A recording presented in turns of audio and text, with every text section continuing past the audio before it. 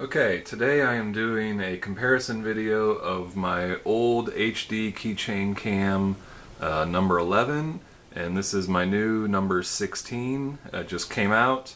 There's also a version 2 out with a 120-degree wide-angle lens, but I just went for the standard one. It is a little bit thinner than the 11. I don't know if that's really coming through on the camera or not, but I can't tell. I don't have a scale, so I can't tell if they really weigh much different. But this one looks a little smaller.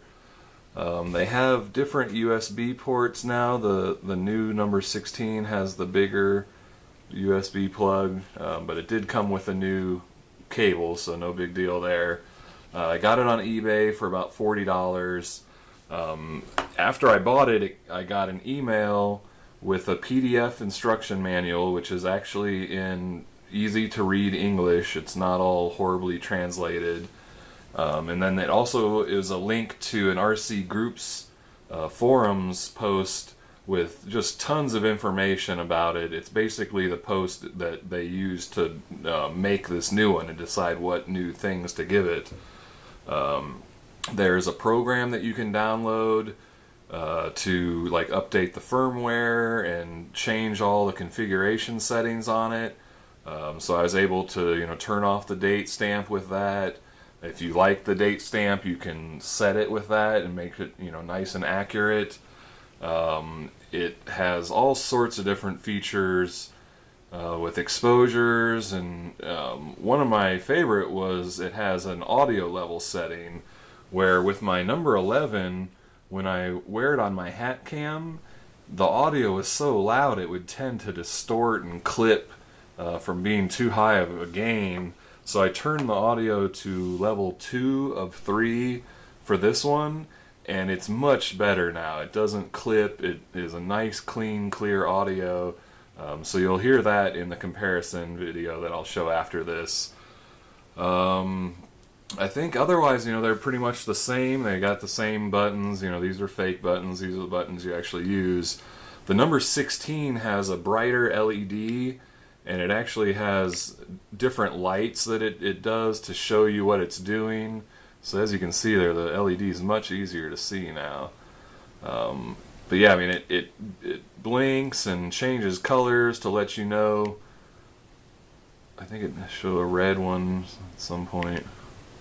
Well, I'm still learning it, but anyway, so the LED is easier to understand now, and you can actually have it stay on while it's recording, which some people had problems with knowing if it was recording or not, so that helps with that.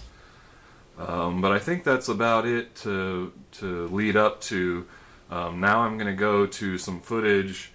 I just made a little rig here and stuck both of the keychain cameras on this Velcro strip on the CD case, and just filmed this way, so they were both at the same level and pointing, pretty much at the same thing. So you'll get to see a good comparison of the same view. One thing you will notice, my number 11, I don't know if you'll really see, but the lens is kind of offset in there. It's like down in the corner, where the number 16 is nice and centered in there. So the number 11 always would shoot a little bit crooked for me. And even if I mounted it flat, I think the internal thing was angled, and so my videos would always have an angle, and you'll notice that with the side-by-side. This one's nice and level, and this one's angled. But yeah, let's go take a look at the differences of the actual video quality. Okay, this is the video comparison of the Keychain Camera number 11 on the left and number 16 on the right. In my bright lights in my kitchen. This is the lighting setup I would be using during the flight filming sections of my videos. Alright, and now we'll see what it looks like without the bright lights. Okay, so here is a look at my kitchen with just the overhead light and whatever ambient lights coming in from the windows. That is no bright lights, just normal room lighting. Alright, let's look at my computer room. See some of my RCs. Again, this is just normal overhead room lighting. Go into my bedroom with no lights on. Turn on my little nightstand lamp.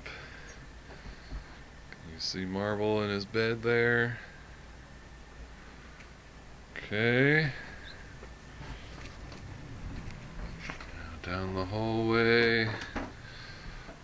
This is my living room with no lights on, just whatever's coming in through the windows. Let's take it outside.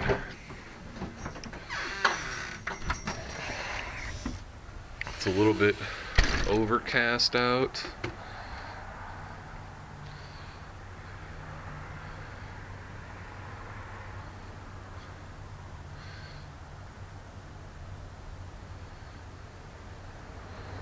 Some fast tracking, as if I were following my helicopter or something.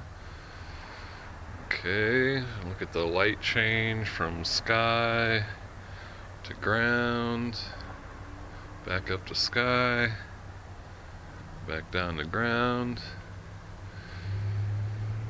And then we'll do an audio test. This is the number 11 audio, and this is the number 16 audio. Alright, let's go compare them. Alright, so you just saw the comparison footage, and as was very clear, the number 16 is hands down the winner. It is definitely an upgrade, well worth the purchase if you use these things regularly. It's got better audio, it's got better exposure and light handling, it's got better white balance. So like in the beginning of the video, the number 11, my kitchen looks kind of yellowish, and with the number 16 it's nice and white like it should be. When I went into my bedroom and it was dark, the number 16 actually could see pretty decently, whereas the number 11 you pretty much didn't see anything. When I went outside and moved from the sky to the ground, the exposure change was really quick and fluid with the number 16, whereas with the number 11 you could kind of see it notch through the different exposures. So yeah, just a very, very nice improvement. Well worth $40. So yeah, so from now on my flight footage will be filmed with the number 16, and hopefully we'll all notice an improvement.